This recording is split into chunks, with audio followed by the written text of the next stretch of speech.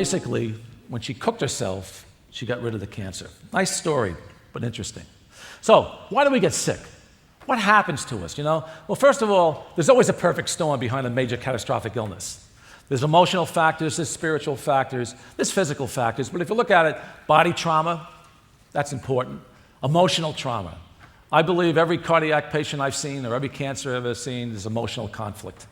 It's there, you just got to dig for it. There's environmental toxins, including medications, and properly prescribed drugs. Properly prescribed. Fourth leading cause of death in America today. Don't take pharmaceutical drugs unless you absolutely have to. And that includes, aspirin, ibuprofen, Don't take pharmaceutical drugs. First of all, lots of it's a big lie. I mean, the biggest lie on the planet right now is cholesterol. That's such a big lie and a big scam and a big myth about taking statin drugs. The travesty in medicine, and I see it over and over again, somebody comes into my office, usually a woman, she has a high cholesterol and she's placed on a statin drug. Bad medicine, very bad medicine, very, very bad. I mean, medical profession, we're treating numbers, we're not treating patients. Now look, cholesterol is found at the scene of the crime, it's found at the scene, but it's not the perpetrator. It doesn't cause coronary disease. It's low down on my list. Will RF cause coronary disease? Absolutely. Will excess insulin? Absolutely. Will trans fats? Absolutely. Cholesterol? Look, if you have small particle LDL or if you have LP little a, that's a small particle, that can cause inflammation. So there is a small amount of truth to the cholesterol theory of heart disease, but what you see on the television, don't buy it. Do not buy it. And if your doctor wants to put you on a cholesterol-lowering drug, ask him why. There is no proof that cholesterol causes heart disease. There is absolutely no scientific validity that cholesterol causes heart disease unless if your LDL becomes oxidized because there's a lot of small particles and LP little a. Anyway, electrical pollution, wired and wireless. You can get zapped many ways, from 60 AC to small motors, appliances, hair dryers, all that stuff. Hey, look, when you use your clothes dryer, hopefully it's not next to your TV where you're reading a book at the same time. You're getting zapped like crazy.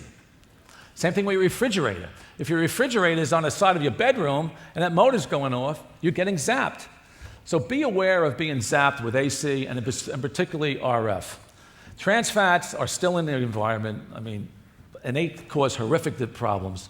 And then there's inflammation, which is really a disease situation. That's a result of the damage of the repair loop. So what happens is, over time, our cells depart from healthy synchronous vibration. Remember, pulsation, vibration, synchronous vibration is the key to life. That's the key to being healthy. When cells start vibrating or stop vibrating, or when the energy goes down in the cell, then again, microbes can increase, and then all of a sudden the cell becomes sick. So in the healing arts, we have pharmaceuticals, discovery of penicillin, discovery of insulin. Hey, good stuff. But we relied on a society too much on pharmaceuticals.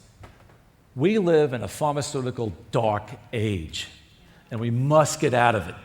And the answer is basically the nutraceuticals. Now, nutraceuticals are good because they facilitate metabolic reactions, but electraceuticals, I believe, with the help of nutraceuticals, is going to be the field of the future. And it's old. Laying on of hands is as old as the Bible. When you're sick and somebody puts their arm on you, and that person's healthy, a lot of us aren't healthy. We think they're healthy, but we're not. But still, our chi is better. Laying on of hands is absolutely essential. So when doctors lay their hands on patients, or if you have an on-the-med practitioner that's laying their hands on you, or if you have somebody or a massage therapist or a chiropractor or a DO, they're putting their hands on you, that's healing, especially if the intention is good. Then there's pulse magnetic fields, there's magnetism, far infrared sauna, there's laser, there's red light laser, and then there's grounding, the Earth's energy. The Earth's energy, to me, is the most subtle and the most ancient form of energy medicine. So if we look at pathology or illness, we have nutrient depletion, and we have environmental toxicity, we have emotional pollution, emotional trauma, and we get mitochondrial dysfunction. Now, remember from high school, we have these little mitochondria in our cells. They produce ATP, they produce energy. And the problem is, especially in heart disease, we got like 5,000 mitochondria per cell, as opposed to 200 mitochondria in your biceps tendon or your biceps muscle. So the heart is a very dynamic organ.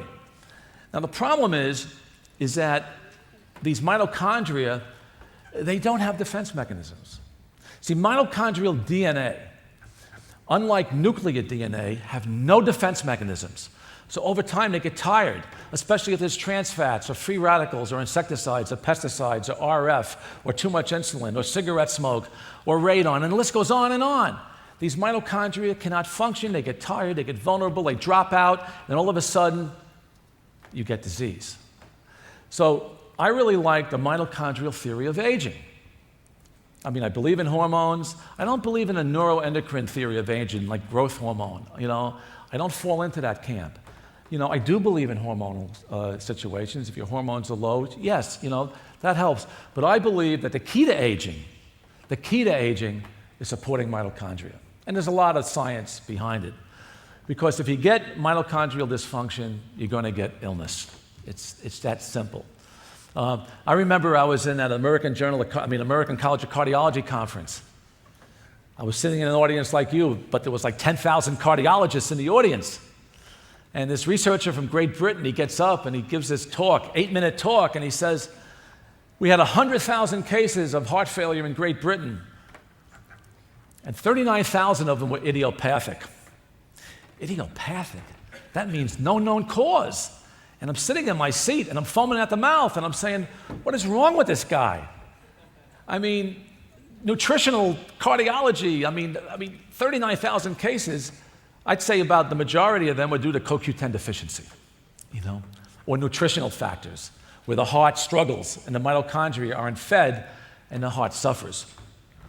So the key to aging is keeping your mitochondria intact. And there's the data. 100-year-old people have good mitochondria. You can give rats and mice catalase, which is a natural antioxidant defense mechanism in the body. They'll increase their lifespan. The science shows that if you protect your mitochondria, you're going to live longer. Now, what do pharmaceutical drugs do? Well, pharmaceutical drugs are mitochondrial toxins. They're toxins on the mitochondria. They knock off mitochondria. Let me give you an example. Non-steroidals. Women who take non-steroidals, but more women than men, if they use them over time, they can get hypertension or kidney insufficiency because they cause damage of the endothelial membrane. Men who take Viagra or any of these, nitric oxide producing drugs, they produce so much nitric oxide. So if a male gets stuffy nose or a headache or he's seeing blue lights, that's mitochondrial cell death. Or Aricept that we give people with Parkinson's disease. It's a potent mitochondrial toxin. So drugs, pharmaceutical drugs, we have to be careful. Now look, if I'm treating a cardiac emergency or if I'm treating a kid with asthma, of course I'm going to use a pharmaceutical drug. That's the way we should use them. But would I take something for a common cold that my body's going to heal anyway? Absolutely not. Hey, look, if you have a headache, ground yourself. Don't reach for the ibuprofen. Because if you keep reaching for it over time, it becomes a reflex, you're going to get mitochondrial toxicity. Now, the other thing drugs do is they cause nutrient depletion. They cause depletion of drugs, of nutrients in the body. Let me give you an example. Aspirin, great drug, depletes folic acid. Women who take birth control pills, over time, birth control pills deplete B vitamins.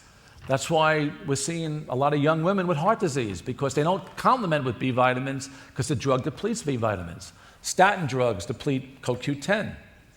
And the list goes on and on. Beta blockers deplete CoQ10. Oral hypoglycemics, for type 2 diabetes, deplete CoQ10.